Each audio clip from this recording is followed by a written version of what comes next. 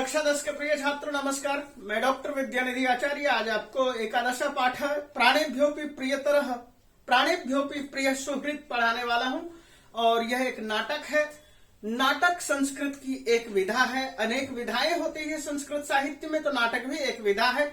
और नाटक की विधा के विषय में क्या कह सकते हैं, एक सूक्ति में बोलता हूं, काव्येषु नाटकम रम्यम तत्र रम्या शकुंतला तत्रापि चतुर्थोंकः तत्र श्लोकश्चतुष्टयम्। तो ये नाटक की खासियत है कि नाटक के प्रति लोगों के अंदर एक ऊर्जा ज्यादा होती है देखने के प्रति कि ये नाटक हो रहा है, ये ड्रामा हो रहा है, प्ले हो रहा है। लोग गांव के गांव उठ करके पंडाल में पहुंच जाते हैं नाटक देखने के लिए। तो इस नाटक की शुरुआत में बता रहा हूं कि ये किसने लिखा है। इस नाटक के लेखक का नाम है विशाखदत्त। महाकवि विशाखदत्त हैं और महाकवि विशाखदत्त की एक ही रचना एकमात्र राजनीति पर प्रेरित होकर के मुद्रा राक्षस नाम का नाटक है। मुद्रा राक्षस नाटक में 7 अंक हैं। इसके जो पात्र हैं वो चाणक्य हैं, चंद्रगुप्त हैं, चंदन दास है, राक्षस है और कुछ लोग हैं। और सबसे बड़ी खासियत है इस नाटक की कि इस नाटक में स्त्री पात्र एक भी नहीं है। तो मैं आपको यह बताना चाह रहा हूं कि विशाखदत्त ने जिस चीज को लिखा है उसके पिता का नाम क्या था। तो उसके पिता का नाम था वेंकट दत्त।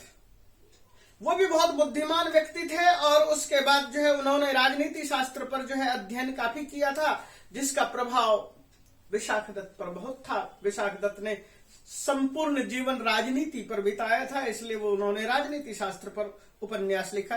यद्यपि वो ब्राह्मण थे लेकिन उनके अंदर बौद्ध धर्म के प्रति बहुत जबरदस्त निष्ठा थी, अगाध श्रद्धा थी। तो ये बातें थी मैंने इसके विषय में बताने की। तो हम इस नाटक में जो चाणक्य और चंद्रगुप्त का नाम लिया, चाणक्य और चंद्रगुप्त का काल क्या है, तो हम इसको इतिहास में देखते हैं। तो 326 ईसा पूर्व जब चाणक्य ने चंद्रगुप्त को गद्दी पर बैठाया, यह वह काल है। जब हम इससे आगे की तरफ बढ़ते हैं तो हमने ये कहा कि इसका मुख्य पात्र जो है चाणक्य है और राक्षस है। तो हम इनके विषय में भी जानना चाहेंगे। चाणक्य थे कौन? तो मैं ये कहूंगा कि जिसे हम पाटलिपुत्र, पटना कहते हैं, इसका प्राचीन नाम था कुसुमपुर। उस समय पद्मपुर और कुसुमपुर के नाम से भी जाना जाता था। चाणक्य महान विद्वान थे, ब्राह्मण थे और इन्होंने तक्षशिला में राजनीति शास्त्र का अध्ययन कराया था, राजनीति शास्त्र पढ़ाते थे। लेकिन एक बार की बात है, वे वहां पर पढ़ाते थे, लेकिन एक बार की बात यह है कि जब नंदों का शासन चल रहा था, महापद्मनंद ये नंद 9 थे और उस शासन काल में उसका अपमान हुआ। अपमान होने के पीछे क्या था कि एक बार चाणक्य मगध की तरफ आ रहे थे और प्राचीन निर्वासित अमात्य, मंत्री के लिए अमात्य शब्द का प्रयोग होता है, अमात्य, जिसका नाम शक्टार था और वो उसके पिता से भी पूर्व परिचित था, जिसका नाम चणक भी था। कुछ लोग उसको गुणी भी कहते हैं, खान सर उसका नाम गुणी बताते हैं। तो मेरा कहने का उद्देश्य है, चाहे वो गुणी हो या चणक हो, उनका ये पुत्र था चाणक्य और चणकस्य पत्यम चाणक्य। इनका ओरिजिनल नाम था कौटिल्य और इसके पिता ने इसका नाम रखा था विष्णु शर्मा। जब वह आ रहे थे, मगध में प्रवेश कर रहे थे, तो उसने मगध के सीमा से बाहर उन्होंने एक झोपड़ी देखी और झोपड़ी के पास एक बूढ़ा बैठा हुआ दिखाई दिया। वह उसी रास्ते से आ रहे थे लेकिन बहुत कटीले रास्ते से आ रहे थे। और जब उस रास्ते से देखा तो उस बूढ़े ने भी देखा उस व्यक्ति को, ये एक व्यक्ति आ रहा है। और उसके बाद उसके पैरों में कुशाएं चुभ जाती है और उसके बाद वह गांव की तरफ वापस लौटता है। गांव से कुदाली लाता है, लस्सी, दही, मट्ठा जिसे आप कहते हो, वो लेकर आता है और उनकी जड़ों को खोदता है और उसके बाद उसमें लस्सी डाल देता है। और उसके बाद जब चाणक्य को वह शक्टार चाणक्य को अपने पास बुलाता है कि युवक इधर आओ, और जब वो जाते हैं तो उसने कहा कि जब ये राजमार्ग था, ये सरल रास्ता था, फिर भी आप जो है इस उबड़ खाबड़ रास्ते से क्यों आ रहे थे, अपने पैरों में कांटा कूसा क्यों चुभा रहे थे? तो चाणक्य ने केवल इतना ही कहा कि कौटिल्य अपना रास्ता स्वयं निर्माण करता है, वह दूसरों के बनाए रास्ते पर नहीं चलता, न चलना जानता है। इस भावना को समझिए, और इस भावना को समझने के बाद जब हम देखते हैं तो कौटिल्य का अर्थशास्त्र, कौटिल्य अर्थशास्त्र के नाम से जाना जाता है, जो कि राजनीति का एक शास्त्र है। और यहां तक की स्थिति है कि बहुत सारे लोग जो भारत को नहीं जानते थे, वे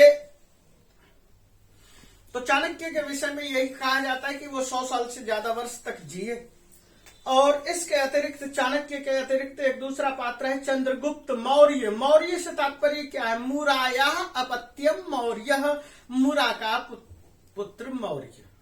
अब मुरा कौन थी? मुरा एक सामान्य स्त्री थी, अनुसूचित जाति कह लीजिए, दलित जाति कह लीजिए, इसी तरह की जाति से थी, जो कि राजघराने में काम करती थी। और उससे जो है नंद के द्वारा जो एक बच्चा पैदा हुआ था वह था मुरा, वह मुरा थी, और उसी का बेटा था चंद्रगुप्त। और उसके साथ बच्चा होने के बाद उसको वहां से निर्वासित कर दिया था। लेकिन अचानक एक दिन चंद्रगुप्त के खेल को देखते हुए उसके अंदर, चाणक्य के अंदर, जो उधर से गुजर रहा था, उसके अंदर यह जिजीविषा पैदा हुई कि यही वह सम्राट बन सकता है जिसके अंदर के ये सत्व गुण है, और ये जो है इस तरह से न्याय करता है लोगों के, बच्चों के साथ खेल खेल में यदि झगड़ा भी हो जाता है तो एक सच्चे न्याय की तरफ लेकर जाता है। इस भाव को लेकर के वह उस बच्चे को बुलाता है और उसकी माँ से मिलने जाता है, और उसकी माँ से कहता है, ये बच्चा मुझे दे दो और इसको मैं तक्षशिला में पढ़ाऊंगा, क्योंकि मैं वहां का आचार्य हूं। वह उसको वहां पर ले जाता है, पढ़ाता है, बच्चा युवा हो जाता है, और उसके बाद वह नंद का समूल नाश करने की तैयारी करता है। और मैंने जो बताया था थोड़ी देर पहले घटना के शक्टार के साथ ये जो है उसकी मैत्री हुई, तो शक्टार ने ही नंद के घर में एक पुरोहित के तौर पर उसको उपस्थित कर दिया था। और उसका चूंकि रंग काला था, इसलिए उसने कहा कि मुझे ऐसे ब्राह्मण की आवश्यकता नहीं है, धुतकार दिया था। इसलिए चाणक्य ने अपनी चोटी खोल करके ये कहा था, प्रतिज्ञा की थी कि मैं तुम्हारा समूल नाश करूंगा। और इसी उद्देश्य को, यही प्रसिद्ध उक्ति है या किंवदंती कहिए, यही मूल बात है। चाणक्य के विषय में भी मैंने बता दिया, चंद्रगुप्त के विषय में भी बता दिया, और आपके छोटी क्लास के लिए इतना काफी है, पर्याप्त है। तो मैं इस चीज को अब आगे बढ़ाता हूं। हम नाटक पढ़ रहे हैं, तो नाटक पढ़ने से पहले नाटक की कुछ व्यवस्थाएं होती है, कुछ शब्दावली होती है, उसको देखेंगे। तो उससे पहले हम पाठ को देख लेते हैं कि पाठ है क्या।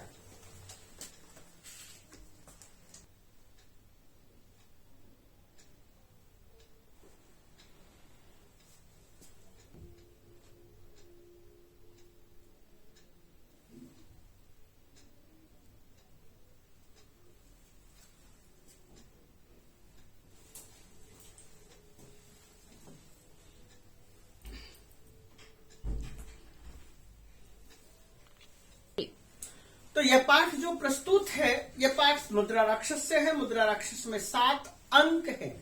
हमारे पास जो निर्धारित नाटक के अंक व्यवस्था है, उसमें कहते हैं कम से कम 5 अंक होने चाहिए, 7 और 10 अंक तो होने ही चाहिए। 5 अंक से नीचे को हम नाटक नहीं मान सकते। तो ये मैंने नाटक के गुण आपके सामने रखे। मुद्रा राक्षस नाटक है और ये 7 अंक हैं, और हम जो कुछ भी उपस्थित यहाँ कर रहे हैं 7वें अंक के आधार पर उपस्थित कर रहे हैं। तो यहाँ पर क्या चीज खासियत है, तो इस खासियत कथा में आपको यह जानना जरूरी है कि उस जमाने में सबसे ज्यादा बुद्धिमान, समझदार और नीतिगत कुटिलता को सामने रख करके चलने वाला कौटिल्य था, यानी चाणक्य था। और चाणक्य की समझ में यह जरूर आता था कि मेरे अलावा इस धरती पर, इस साम्राज्य में यदि और कोई भी बुद्धिमान है तो वह है राक्षस। और वह चाहता था कि मेरी उम्र काफी ज्यादा हो चुकी है, इसलिए मैं राजगद्दी पर चंद्रगुप्त को जब बैठाऊंगा तो इसके साथ एक बहुत अच्छा महामात्य होना चाहिए जो बहुत ज्यादा सर्वगुण संपन्न बुद्धिमान हो, और वह है राक्षस। अब राक्षस वह था जिसने कि जो कि महानंदों के ही साम्राज्य को संभालता था, और नंद को इन्होंने समूल नाश कर दिया था। इसलिए राक्षस भी कहीं दूर जाकर छिप गया था, कुसुमपुर नाम के स्थान पर। अब राक्षस का अन्वेषण करना है, राक्षस को ढूंढना है, और वह किस चीज से ढूंढना है? मुद्रा राक्षस नाम, ध्यान से समझिए, मुद्रा यह अधिकृत राक्षस अधिगृहित राक्षस। मुद्रा के माध्यम से, अंगूठी के माध्यम से जिस राक्षस को पकड़ा, यानी अंगूठी की सहायता से राक्षस को एक तरह से कुसुमपुर से निकाला और पटना लेकर आए, मगध की गद्दी तक लेकर आए। तो उससे पहले उसके साथ क्या भय दिखाया, सब कुछ दिखाया। वह तत्काल तो हर बात को मानने के लिए तैयार नहीं था, तो उसके सामने ये शर्त भी मानने के लिए तैयार था कि मैं बलिदान तक देने के लिए तैयार हूं, लेकिन मैं क्यों नंद वंश के विपरीत जाऊं। और उसी चीज को यदि हम ये कहें कि कर्ण ने अपनी त्वचा दान कर दी थी, शिवी ने अपना शरीर का मांस दान कर दिया था, जीमूत वाहन ने अपने आप को दान कर दिया था, दधीची ने अपनी हड्डियों को दान कर दिया था। इससे ज्यादा महात्माओं के लिए और देय क्या हो सकता है? तो कर्णस्त्वचम शिविर मांसम जीवम जीमूत वाहन ददौ दधीचि अस्थीनि नास्ति अदेयम महात्मनम। तो हम इस बात को ध्यान में रखते हुए हम आगे बढ़ेंगे। आपके सामने मैं बात रख चुका हूं। महामात्य कौन था? महामात्य जैसे कि यहाँ पर चाणक्य है, तो नंद का जो महामात्य था वह राक्षस था। अब राक्षस को पकड़ने के लिए क्या प्रयोग किया जाए? तो कुसुमपुर में उसका एक मित्र था चंदन दास, और चंदन दास के घर में छिपा हुआ था महामात्य राक्षस। हमें उसी को पकड़ना है, और उसी को पकड़ने के लिए सारा जाल बुना जा रहा है। और इस पाठ में हमें राजदंड और दंड नीति और इन सब चीजों के विषय में भी कुछ जानकारियां मिलेगी। हम उस चीज को आगे बढ़ाते हैं, पाठ को आगे बढ़ाते हैं, और प्राणों से भी ज्यादा बढ़ करके सुहृत यानी राक्षस कैसे है, उस चीज को भी हम इस पाठ में देखेंगे। इसलिए मैंने यह श्लोक आपके सामने रखा। कर्णस्त्वचम शिविर मांसम जीवम जीमूत वाहन ददौ दधीचिरस्थीनि नास्त्यदेयम महात्मनम। तो इस श्लोक को ध्यान रखिए कि महात्मान लोग जो होते हैं वो उसके लिए अदेय कुछ नहीं होता है, वह सब कुछ दे देता है। इसी तरह से चंदन दास सब कुछ देने के लिए तैयार है। ये एक तरह से मैं चंदन दास की स्तुति में ही ये शब्द बोल रहा हूं, क्योंकि चाणक्य तो राज का महामात्य है, वह तो चाहता है कि मुझे राक्षस चाहिए, चंदन दास से उसे कोई लेना देना नहीं है। इसलिए अब मैं इस पाठ के उद्देश्य को ध्यान में रखते हुए पाठ में जो कुछ आया है उस पाठ को आपके सामने रख रहा हूं। चाणक्य बोलता है, चाणक्य कहता है, चाणक्य शिष्य, चाणक्य और शिष्य और चंदन दास, तीन पात्र इसमें चलते रहेंगे लगातार। तो चाणक्य कहता है, वत्स मणिकार श्रेष्ठिनम चंदन दासम इदानीम द्रष्टुम इच्छामि। वत्स बेटे, किससे बोला जा रहा है? अपने शिष्य को बोला जा रहा है। उनके आश्रम में उनके और भी शिष्य हैं, उन शिष्यों को भी कहा जा रहा है, बोला जा रहा है, हे वत्स, मैं मणिकार का मतलब मणि का व्यापार करने वाले मणिकार, श्रेष्ठिनम श्रेष्ठी मतलब सेठ, चंदन दासम चंदन दास को इदानीम द्रष्टुम इच्छामि, मैं इस समय देखना चाहता हूं। मणिकारम, यहाँ ये शब्द था मणि बनाने वाला, मणि का निर्माण करने वाला, ये नहीं कहेंगे, बल्कि ये कहेंगे मणि का व्यापार करने वाला। यह श्रेष्ठिनम और चंदन दासम, या मणिकारम श्रेष्ठिनम चंदन दासम, यहां सब जगह द्वितीय विभक्ति का प्रयोग है। और उसके बाद इदानीम का मतलब इस समय, मैं इस समय देखना चाहता हूं। द्रष्टुम इच्छामि, देखना चाहता हूं। द्रष्टुम में दृश्य धातु है और तुमुन प्रत्यय है, याद रखिए। प्राणेभ्यो भी, प्राणों से भी, अपि भी प्रिय, प्यारा होता है, सोहृत मित्र, ये आपके पास आता है। इच्छामि, ये आपको अच्छी तरह से मालूम है। इच्छति, इच्छता, इच्छन्ति, इच्छसि, इच्छता, इच्छथ, इच्छामि, इच्छावा, इच्छामा। और ये आपके सामने मैंने द्रष्टुम आपके सामने रख दिया, दृश्य धातु तुमुन प्रत्यय, देखना चाहता हूं। और उसके बाद आगे क्या कहते हैं? शिष्य कहता है तथैति, तथैति, तथैव इति, तथा, ठीक है।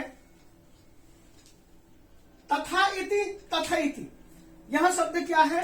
तथा प्लस इति, अ और ई मिलकर के ऐ हो गया है। यहां पर ऐ है।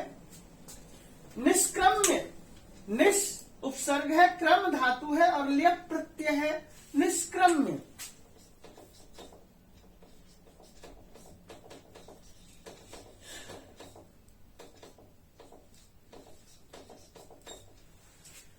तो मैं इन चीजों को एक साथ के साथ इसलिए लिखाता हूं, कराता हूं कि आपके पास कभी भी किसी तरह की कोई दिक्कत ना हो। चंदन दासेन सह, चंदन दास के साथ, सह के साथ तृतीय विभक्ति का प्रयोग होता है। प्रविश्य, प्रवेश करके वह जाता है और चंदन दास को लेकर आता है। प्रविश और ल्यप,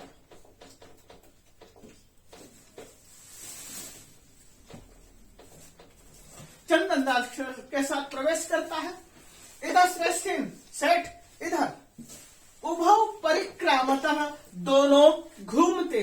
नाटक है, नाटक में स्टेज के ऊपर ये दृश्य अवलोकन हो रहा है, इसलिए घूमने का अभिनय करते हैं।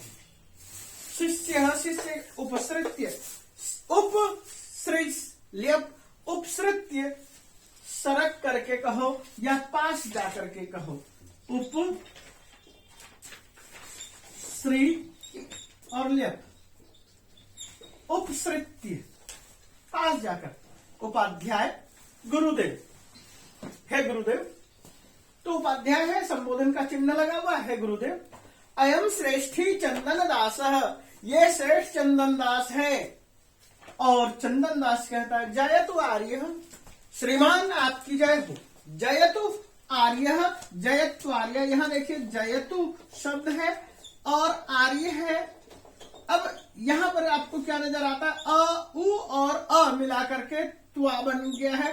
यह अयादि संधि है, जैसे सु प्लस आगतम स्वागतम। तो अब आगे चाणक्य क्या कहते हैं? श्रेष्ठिन स्वागतम ते, आपका स्वागत है। श्रेष्ठिन है सेठ, स्वागतम ते, आपका स्वागत है।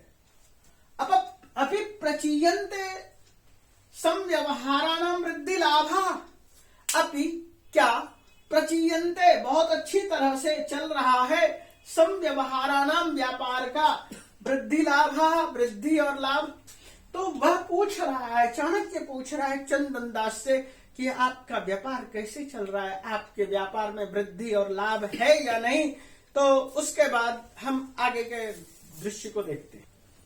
तो देखिए बच्चों, यहां जो हमने एक बात रखी है, सबसे पहले मैंने ये बात रखी थी अपि प्रचीयन्ते संव्यवहाराणाम वृद्धि लाभा। ये मैंने कहा था प्रचीयन्ते यानी वृद्धि हो रही है या नहीं हो रही है, वृद्धि लाभ में यानी व्यापार की वृद्धि हो रही है या नहीं। अब चंदन दास जो है आत्मगतम, यहां देखिए आत्मगतम, ये नाटक का हिस्सा है। आत्मगतम और प्रकाशम। आत्मगतम का मतलब मन ही मन, अपने मन में वो कुछ बोल रहा है, और प्रकाशम का मतलब जुबान से कुछ और बोल रहा है। तो वो मन में ही मन क्या कह रहा है? अत्यादर शंकनीय, मेरा बहुत अधिक आदर किया जा रहा है, इसका मतलब बहुत शंका है। जब अचानक कोई किसी का आदर करने लग जाए तो समझ लीजिए दाल काली है। कहते हैं ना दाल में काला है या पूरी दाल काली है। अत्यादर शंकनीय, बहुत ज्यादा आदर शंका पैदा करता है, संदेह पैदा करता है। तो प्रकाशम सामने क्या कह रहा है? अथ किम, और क्या, आर्यस्य प्रसादेन, आर्य के या आर्य की प्रसादेन कृपा से, अखंडिता में वाणिज्य, मेरा जो वाणिज्य है वो अखंडित है, पूरी तरह से चल रहा है, बहुत अच्छी तरह से चल रहा है, मेरा यह व्यापार सिस्टम जबरदस्त चल रहा है, बूम पर है। अब आगे चाणक्य कहते हैं, बहुत श्रेष्ठ हे सेठ, प्रीताभ्य प्रकृतिभ्य प्रतिमिच्छन्ति राजानः, प्रीताभ्य जिनसे प्यार हो, प्रकृतिभ्य जिनको प्यार हो स्वभाव से ही, ऐसे प्रतिप्रियम इच्छन्ति राजानः, ऐसे लोगों को राजा प्रतिप्रियम इच्छन्ति, उनका उत्कर्ष चाहते हैं, किए हुए कार्य का उपकार चाहते हैं। आप जो कार्य कर रहे हैं उसके बदले में हम राज की तरफ से आपका अपकार नहीं होने देंगे, आपका उपकार ही करेंगे। चंदन दास कहता, आज्ञा पायतु महाराज, आज्ञा पायतु आर्य श्रीमान, आदेश दें। किम, कियच्च, क्या और कितना, अस्मत् जनात् इष्यते इति, हमसे चाहते हैं। आप इस बात का ध्यान रखिए, प्राचीन काल से ही आज तक बहुत सारे राज काज वाणिज्य के टैक्स पर चलता है और बहुत सारे लोग सेठों से टैक्स के बदले में टैक्स न कह के भी उनसे बहुत सारा पैसा ले लेते हैं। इसलिए कहते हैं अस्मत् जनात्, अस्मत् जनादिष्यते, यहां ये शब्द है अस्मत् जनात् इष्यते, अस्मत् हम, जनात् अस्मत् जनात् हम लोगों से, इष्यते चाहते हैं, इष्यते इष्यते इष्यन्ते लृट लकार का रूप है, प्रथम पुरुष एक वचन। चाणक्य कहता, बहुत श्रेष्ठ है सेठ, चंद्रगुप्त राज्यमिदं नंद राज्यम, ये चंद्रगुप्त का राज्य है, नंद का राज्य नहीं है। नंदस्यैव अर्थ संबंध, नंद का ही अर्थ से संबंध था, हम चंद्रगुप्त को अर्थ से संबंध नहीं है। अर्थ का मतलब क्या है, धन से। नंद को तो धन से संबंध था, हमें धन से संबंध नहीं है। तो हम क्या चाहते हैं, प्रीतिम उत्पादयति, अर्थ संबंध प्रीतिम उत्पादयति, नंद को अर्थ का संबंध यानी धन प्रीति उत्पन्न करता था, प्रेम प्रदर्शित करता था, यानी कि नंद बहुत अधिक धन चाहता था, धन का लोलुप था। चंद्रगुप्तस्य तो भवताम अपरिक्लेश एव, चंद्रगुप्त जो है, चंद्रगुप्त का तो भवताम आपके प्रति अपरिक्लेश एव, अपरिक्लेश है या किसी तरह का कोई भी दुर्भाव नहीं है। तो भवताम अपरिक्लेश एव, आपके प्रति अपरिक्लेश है, अपरिक्लेश का मतलब क्या है, दुख का भाव नहीं है। चंदन दास सहर्षम, हर्ष के साथ, हर्षेन सहितम सहर्षम, खुशी के साथ, आर्य अनुगृहीतोस्मि, मैं उपकृत हुआ, आपकी कृपा से मैं संतुष्ट हुआ। अनुगृहीतः प्लस अस्मि, अनुगृहीतोस्मि, ये देखिए अनुगृहीता शब्द है, विसर्ग प्लस अस्मि, ये चीजें हैं अनुगृहीतोस्मि। तो मैंने इस हिस्से में जो कुछ भी आने वाला था उसको मैंने स्पष्ट किया और अब आगे देखते हैं। तो बच्चों यहां देखिए, चाणक्य कहते हैं, बहुत श्रेष्ठ हे सेठ, सच अपरिक्लेश है, यहां पर जो अपरिक्लेश है, दुख का अभाव है, यह दुख का कारण है। कथम आविर्भवति, कैसे प्रकट हो रहा है, आपको कैसे पता चल रहा है कि यहाँ दुख हो रहा है। इति ननु भवता प्रष्टव्यास्म, यही मुझे तो पूछना था, दुखों का कारण मुझे जानना था। ननु निश्चित रूप से, प्रष्टव्य भवता प्रष्टव्य, आपसे पूछा जाना है कि आपका दुख का क्या कारण है। चंदन दास कहता, आज्ञा पाए तो आर्य श्रीमान, आदेश दें, आज्ञा पाए तो आदेश दें। चाणक्य कहते, राजनी अविरुद्ध वृत्तिर्भव, राजा के प्रति विरोध वृत्ति मत रखो, राजा के साथ द्वेष भाव मत रखो, विरुद्ध वृत्ति मत रखो, अविरुद्ध वृत्ति रखो, ये कहा गया है। चंदन दास कहते का पुनर्धन्यो, पुनर्धन्यो, ये ध्यान रखिए। कहा कौन है पुनः फिर अधन्य, जो धन्य नहीं चाहता, जो धन्यवाद नहीं चाहता, ऐसे जो राज्य विरुद्ध है, जो राजा का विरोध करेगा, ऐसा वह अधन्य, ऐसा वह दुर्भाग्यशाली कौन है? इति आर्यन ज्ञाप्यते, यह आर्य से जानना चाहते हैं। ये बता रहा है कि कौन ऐसा है जो कि पानी में रहकर मगरमच्छ से बैर करेगा। आपके राज्य में रहते हुए हम आपके विरुद्ध क्यों चलेंगे, यही हम आपसे जानना चाहते हैं। चाणक्य कहते भवान एव तावत प्रथमम, तो उनमें से जो राजा के होते हुए, राजा के राज्य में रहते हुए भी राजा के विपरीत चल रहा है, उनमें से भवान एव तावत प्रथमम, पहले तो आप ही हैं।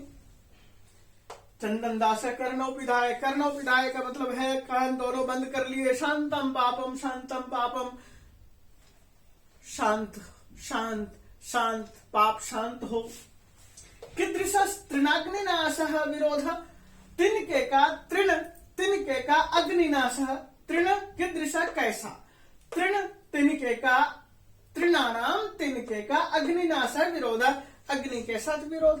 तिनकों का आग से क्या विरोध है, यानी तिनके आग से क्यों विरोध करेंगे? वही मैंने अभी इससे पहले कहा, पानी में रहकर मगरमच्छ से बैर। हम ऐसा क्यों करेंगे कि हम तिनके की तरह हैं और आप आग की तरह हैं? आग के साथ तिनके का विरोध कभी होता है क्या? चाणक्य कहता अयम ईदृश विरोध, यहाँ पर यह विरोध है कि तुम अद्यापि आज भी राज्य पथ कारिणो, राज्य के लिए जो अपथकारी, राज्य अपथकारिण, राज्य अपथकारिण, राज्य के लिए जो ठीक नहीं है, जो राज्य के प्रति जो व्यवहार है वो उत्तम नहीं हो रहा है, ऐसे लोगों का, वो कौन है लोग? आमात्य राक्षस, आमात्य राक्षसस्य, आमात्य राक्षस के गृहजन को, गृह परिवार के लोगों को, आमात्य के राक्षस की पत्नी और उसके बच्चों को स्वगृह, अपने घर में राक्षसी रखे हुए हो, रक्षा कर रहे हो। कहना क्या? अच्छा बच्चों इस बात का ध्यान रखिए, राक्षस नाम है और ये महान राजनीतिविद था व्यक्ति। आप इसको रामायण और महाभारत के राक्षसों से बिल्कुल भी तुलना करने की भूल मत कीजिए। राक्षस यहाँ सामान्य नाम है और वह आमात्य है, वह महामंत्री है, वह कोई भी मतलब लंबे कान और बड़े सिर और बड़ा हाथ पैर ऐसा कुछ नहीं है। ये सामान्य आदमी है लेकिन बहुत ही अधिक बुद्धिमान है। ये मैंने पहले ही आपके सामने रखा। इसने क्या किया है? राक्षस के परिजनों को अपने घर में रखा है। किसने? चाणक्य ने, सॉरी चंद्रगुप्त, चंदन दास ने यही बताने की कोशिश है। तो यहां पर कैसे पता चला चाणक्य को? क्योंकि चाणक्य के बहुत सारे गुप्तचर, बहुत सारे भेदिये, अनेक तरह का स्वरूप बनाकर, कोई सांप नचाने वाला बन करके, तो कोई कापालिक बन के, कोई कुछ और बन करके जगह जगह जाते थे और पता लगाते थे। और पता लगाने के दौरान वो जब बच्चों को आवाज देते थे, आओ हम आपको एक भूत का नृत्य दिखाते हैं, एक लीला दिखाते हैं। ऐसे दृश्य को सुनने के बाद एक छोटा सा बच्चा अपनी माँ से कहता है कि माँ मुझे भी देखना है। माँ उसका हाथ पकड़ती है, खींचती है अंदर ले जाने के लिए। बच्चा बाहर आने के लिए तैयार हो जाता है। उसी दौरान उसके बच्चे के हाथ से अंगूठी फिसल करके किवाड़ के बाहर चली जाती है और उसको वह कापालिक उठा लेता है। वही वहां से चाणक्य को देता है। यही है मुद्राया गृहीत राक्षस। मुद्रा के द्वारा राक्षस को ग्रहण किया और वह जो घर था वह चंदन दास का घर था। चंदन दास के घर में राक्षस की पत्नी और बच्चे थे और इस चीज की जानकारी मिली चाणक्य को और चाणक्य ने चंदन दास को वहां से बुलवा लिया है। उससे बातचीत है, वही चीज है यहाँ पर। राक्षस से समझिए महान नंद का महामंत्री। अगले पैराग्राफ को देखते हैं। तो बच्चों आगे देखिए, वो वहां पर जो बात आई थी, चंदन दास कहता आर्य अलीकम एतत् है श्रीमान, यह अलीक है। अलीक का मतलब क्या? झूठ। ये झूठी बात है। जब उसके ऊपर कहा कि तुम्हारे घर में था, तो उसने कहा नहीं महाराज, ये बात आपके सामने किसी ने झूठ कहा है। केनापि किसी ने, अनार्य न दुष्ट ने, आर्याय निवेदितम, यह श्रीमान के सामने निवेदित किया। आर्य शब्द का अर्थ होता है श्रेष्ठ, अनार्य शब्द का अर्थ हुआ अश्रेष्ठ यानी दुष्ट। तो यहाँ पर क्या कहता है? अनार्य न, अनार्य के द्वारा, दुष्ट के द्वारा, आर्याय निवेदितम, जो मेरे विरोधी होंगे, ऐसे दुष्ट होंगे, उन्होंने आपको इस तरह से झूठी बात बता दी गई। चाणक्य कहते हैं वो श्रेष्ठीन है सेठ, अलम आशंकया, आशंका मत करो, चिंता मत करो, हमें सब मालूम है। अलम आशंकया, आशंका की कोई आवश्यकता नहीं। भीता पूर्व पुरुषः, डरे हुए पुराने पुरुष, पौराणाम इच्छतामपि, पौर में, नगरों में रहते हुए, नगरों की इच्छा करने के बाद भी, गृहेषु, घरों में, गृह जन्म निक्षिप्य, घर के अंदर छिपा करके, निक्षिप्य, नि उपसर्ग है, क्षिप धातु है, लेप प्रत्यय है।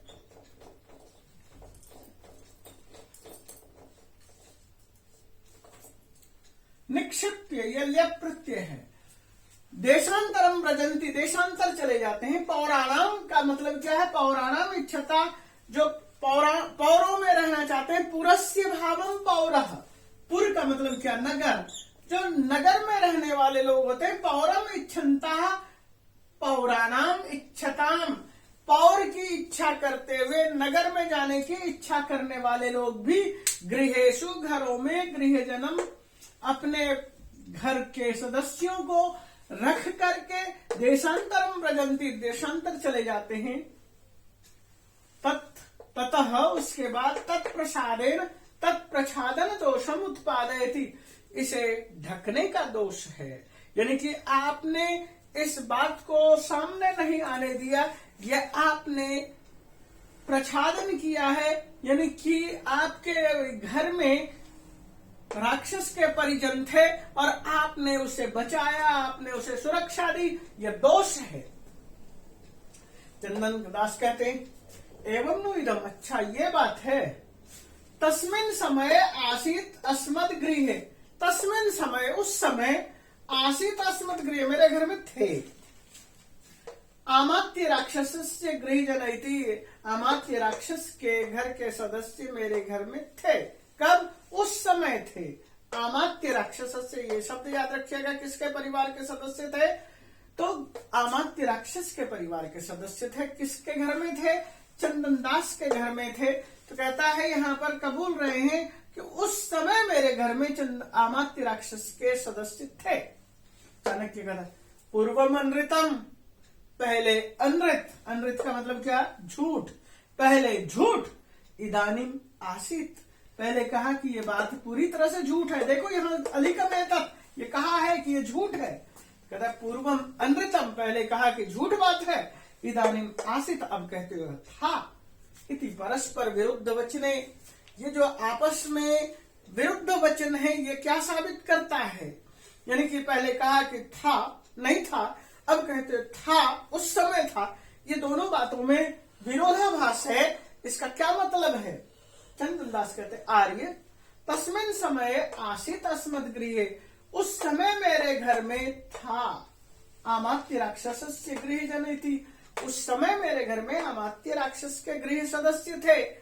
अधुना नास्ति, अथवा इदानीम क्व गतः, अब ये प्रश्न पूछा जाएगा। तो आगे देखते हैं प्रश्न में क्या क्या आता है। तो हमने ये बात रखी थी कि उससे पूछा जा रहा है, पूछताछ हो रही है, और पूछताछ में ये कहा कि उस समय तुम्हारे घर में था और इस समय नहीं है। तो साफ साफ बोलो। अथ इदानीम क्वा गतः, इस समय, अथा जोड़ इदानीम, अथेदानीम, यह शब्द था अथ प्लस इदानीम, अ ई को मिलाकर के ए गुण कर दिया। क्वा गता, कहां गए, इस समय कहां है। चंदन दास कहते हैं न जाना, मैं नहीं जानता। चाणक्य कहते हैं कथम न ज्ञायते, क्यों नहीं जानते हो। कथम न ज्ञायते नाम, क्यों नहीं जानते। आप ऐसे कैसे कह सकते हैं कि मैं नहीं जानता। बहुत श्रेष्ठिन शिरसी भयम, सर में डर है, सर के सामने डर रखा हुआ है और फिर भी अति दूरम तत्प्रतिकार, उस प्रतिकार के लिए तुम्हें कोई भय नहीं है कि तुम उसके बाद भी विपरीत बोल रहे हो। अति दूरम तत्प्रतिकार, सिर पर भय है, सिर पर तलवार टंगी हुई है और उसके बाद भी जो है अति दूरम तत्प्रतिकार, उसका जो है प्रतिकार नहीं हो सकता, उसका कोई बचाव नहीं हो सकता। तात्पर्य क्या है कि तुम्हारे सर पर तलवार रखी हुई है, तुम्हें बचाने के लिए कौन आएगा, तुम्हें बचाने के लिए आने वाला कोई भी नहीं है। चंदन दास कहता आर्य किम में भयम दर्शायसी, श्रीमान क्या आप मुझे डरा रहे हैं। भयम दर्शायसी, क्या मुझे डराते हैं, भय दिखाते हैं। संतम अपि गेहे, होते हुए भी, निवास करते हुए, निवसंतम, संतम मतलब क्या, निवसंतम अपि गेहे, यदि मेरे घर में होते, अमात्य राक्षस से गृहजनम, अमात्य राक्षस के घर के सदस्य, न समर्पयामि, मैं नहीं समर्पित करता। किम पुनरसंतम, और अब तो है ही नहीं, तो अब क्या समर्पित करूं। तात्पर्य क्या है, इस तरह के डायलॉग आज भी लोग फिल्मों में बोलते हैं, सीरियलों में बोलते हैं। मेरी निगरानी में होने के बाद भी होता तो मैं दे देता, और है नहीं तो मैं क्या दूं। चाणक्य कहते हैं ऐसा एवते निश्चय, क्या यही तुम्हारा निश्चय है, क्या तुम ये अंतिम निश्चय कह रहे हो, अंतिम बात कह रहे हो। चंदन दास कहते बाढ़म, हाँ ऐसा एवं में निश्चय, यही मेरा निश्चय है। चाणक्य स्वागतम, स्वगतम, स्वागतम नहीं है ये स्वगतम है, मन ही मन सोचता है। साधु चंदन दास, साधु इसका मतलब क्या है, हे चंदन दास तुम बहुत अच्छे हो, तुम ठीक हो। चंदन दास साधु, साधु ठीक कहा, ठीक कहा, उचित कहा चंदन दास, तुमने उचित कहा। स्वगतम, वो क्या कहना चाह रहा है कि प्राण संकट में है चंदन दास का, और फिर भी अपने मित्र राक्षस के परिजनों की सुरक्षा में लगा हुआ है, राक्षस की सुरक्षा में लगा हुआ है। तात्पर्य क्या है, इसलिए वह उसको साधु कह रहा है, धन्यवाद कह रहा है। यही पाठ का उद्देश्य था। प्राणेभ्योपि प्रिय सुहृत, प्राण के संकट होने में भी, होने जाने पर भी सुहृत मित्र प्यारा रहता है। यानी मित्र की सुरक्षा जरूरी है, हमारी सुरक्षा रहे या न रहे। इसलिए चाणक्य बोल रहे हैं सुलभेषु अर्थ लाभेषु, थोड़े से अर्थ लाभ के लिए, पर संवेदने जने, दूसरों के द्वारा समर्पण कर दिए जाने पर भी, कहा इदम दुष्कर्म कुर्यात, यानी कि लोग कैसे हैं, थोड़े से धन के लिए बिकाऊ है। आप तो सेठ हो, आपको तो वैसे भी धन चाहिए। लोग आज के दौर में क्या कहा जाता है, कोई 100 रुपये में बिकता है, कोई 500 रुपये में बिकता है, कोई 1000 में बिकता है, कोई 5000 में बिकता है, कोई 5 करोड़ में बिकता है। हर आदमी की बोली लगाई जा सकती है। तो यही कह रहे हैं सुलभेषु अर्थ लाभेषु, थोड़े से अर्थ लाभ के लिए व्यक्ति क्या करता है, झूठ अपने आप को बचा देता है और दूसरे को जो उसने संरक्षण कर रखा है उसको दे देता है। पर संवेदने जने, दूसरों का जिसके प्रति समर्पण भाव है उसको त्याग सकता है। कह इदम दुष्कर्म कुर्यात, यह जो दुष्कर कार्य है और कौन कर सकता है। इदानीम, इस समय, शिविना बिना, शिवी के बिना आज के दौर में ऐसा दुष्कर कार्य कौन कर सकता है। यहाँ पर इसका अन्वय मैंने लिख दिया, ये देखिए, परस्य संवेदने, दूसरे के समर्पण में, अर्थ लाभेषु, अर्थ लाभ के लिए, सुलभेषु अर्थ लाभेषु, थोड़े से धन प्राप्ति के लिए भी, इदम दुष्कर्म कर्म, इस तरह का दुष्कर्म कर्म कर देता है। आप तो चाहते तो आप थोड़ा सा मेरे से धन मांग करके आप उसके परिवार के सदस्यों को दे देते, लेकिन आप क्या है, अपने जान को, अपने आप को हथेली पर रख करके आप राजा से अमात्य से बगावत कर बैठे हैं। ऐसा कौन कर सकता है? प्राचीन काल में शिवी ने किया था और आज आप कर रहे हैं। तो मैंने जो श्लोक बोला था पहले, वह श्लोक क्या था? कर्णत्वचम शिविर्मांसम जीवम जीमूत वाहन ददौ दधिचिर अस्थिनी नास्ति एदम महात्मानाम। इसका मतलब भी वही था कि शिवी शब्द यदि आपको समझ में नहीं आ रहा हो, प्राचीन काल में क्या था कि शिवी नाम का एक राजा था और शिवी कहीं बैठे हुए थे, सिंहासन पर बैठे हुए थे, और इंद्र ने और यमराज ने चाहा कि मैं शिवी की परीक्षा लूं, और इंद्र कबूतर बन गया और शिवी बाज बन गया। इंद्र कबूतर बन गया और यमराज बाज बन करके आता है, और इंद्र उसकी जांघ पर आकर के बैठ जाता है कि मेरी आत्मरक्षा करो, मुझे शरणागति दो। और इंद्र ने क्या, शिवी ने क्या किया? बाज ने क्या कहा कि ये मेरा है, ये मेरा शिकार है, इसलिए मैं इसे खाऊंगा। लेकिन शिवी ने क्या कहा कि बाज, इस कबूतर के मांस के बदले में मेरे शरीर से जहां से चाहो मांस काट कर ले लो, उतना ये था। इसलिए शिवी। उससे पहले कर्णत्वचम का मतलब क्या था? कान ने त्वचा दे दी थी। कान का त्वचा का मतलब क्या है? कर्ण को पता था कि युद्ध के मैदान में मैं मारा जा सकता हूं, और मेरे पास कर्ण और कुंडल और कवच, यही दो है जो शरीर से चिपका हुआ है।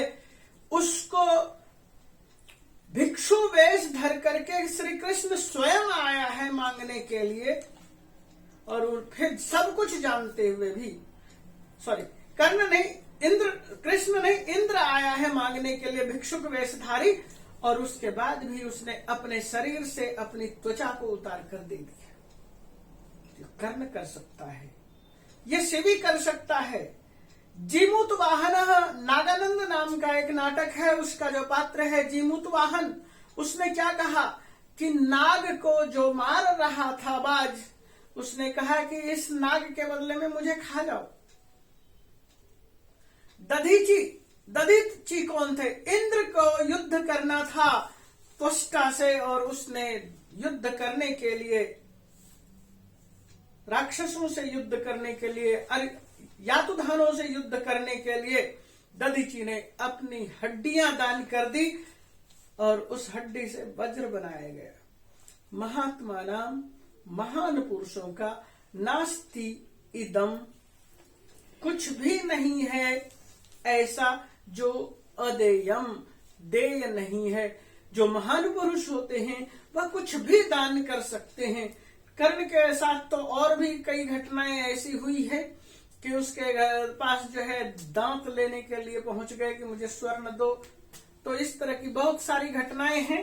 तो मैं इसके साथ ही यहाँ पर इस पाठ को विराम दे रहा हूँ, क्योंकि यह पाठ थोड़ा लंबा हो गया है, मेरी भूमिका ही थोड़ी सी बड़ी हो गई थी। इसलिए इस पाठ को बार बार समझो, सुनो, जानो और सब्सक्राइब करो। इसी के साथ धन्यवाद।